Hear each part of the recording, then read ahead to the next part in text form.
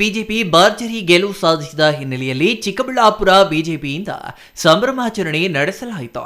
ಇಂದು ಸರವಿ ವೃತ್ತದಲ್ಲಿ ಜಮಾಯಿಸಿದ ಬಿಜೆಪಿ ಕಾರ್ಯಕರ್ತರು ಮತ್ತು ಮುಖಂಡರು ದೆಹಲಿಯಲ್ಲಿ ಬಿಜೆಪಿ ಗೆಲುವು ಸಾಧಿಸಿದ ಹಿನ್ನೆಲೆಯಲ್ಲಿ ಪಟಾಕಿ ಸಿಡಿಸಿ ಸಿಹಿ ಹಂಚಿ ಸಂಭ್ರಮಿಸಿದರು. ಅಲ್ಲದೆ ಇದು ಮುಂದುವರಿದ ಮೋದಿ ಪರ್ವ ಎಂದು ನೆರೆದಿದ್ದ ಕಾರ್ಯಕರ್ತರು ಬಣ್ಣಿಸಿದ್ರು. ಈ ವೇಳೆ ಮಾತನಾಡಿದ ಬಿಜೆಪಿ ಜಿಲ್ಲಾ ಪ್ರಧಾನ ಕಾರ್ಯದರ್ಶಿ ಕೆಬಿ ಮುರಳಿ, ದೆಹಲಿಯಲ್ಲಿ 27 ವರ್ಷಗಳ ನಂತರ ಪೂರ್ಣ ಬಹುಮತದೊಂದಿಗೆ ಬಿಜೆಪಿ ಗೆಲುವು ಸಾಧಿಸಿದೆ.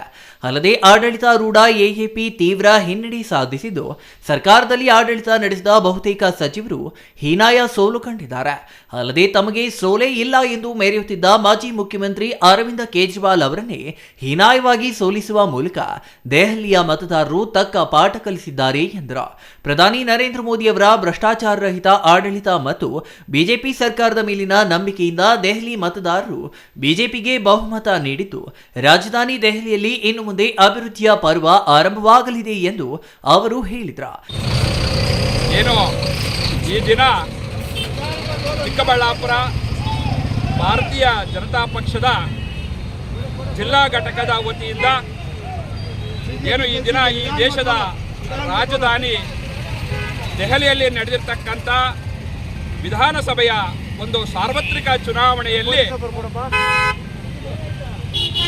ಈ ದೇಶದ ಬಹಳ ಪ್ರಾಚೀನ ಪಕ್ಷ ಭಾರತವನ್ನು ವಿಶ್ವ ಗುರುವನ್ನಾಗಿ ಮಾಡಬೇಕು ಅಂತ ಒಂದು ಧ್ಯೇಯವನ್ನು ಇಟ್ಕೊಂಡು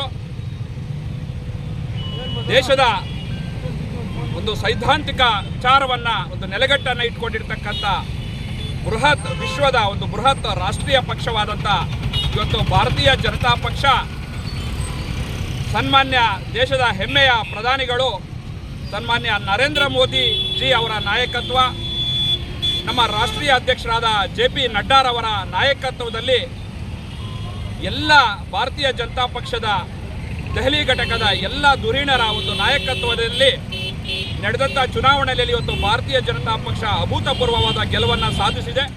ಈ ಸಂದರ್ಭದಲ್ಲಿ ಬಿಜೆಪಿ ಜಿಲ್ಲಾ ಕಾರ್ಯದರ್ಶಿ ಲಕ್ಷ್ಮೀಪತಿ, ಅಶೋಕ್, ಲಕ್ಷ್ಮೀನಾರಾಯಣ ಗುಪ್ತಾ, ವಿ ಮಧುಚಂದ್ರ, ಯುವ ಮೋರ್ಚಾ ಜಿಲ್ಲಾ ಪ್ರಧಾನ ಕಾರ್ಯದರ್ಶಿ ಎ ಬಾಲಕೃಷ್ಣ ಸೇರಿದಂತೆ ಇನ್ನೂ ಹಲವರು ಹಾಜರಿದ್ದರು. ಅಂಬರೀಷಿಯನ್, ಸಿಟಿವಿ ನ್ಯೂಸ್, ಚಿಕ್ಕಬಳ್ಳಾಪುರ.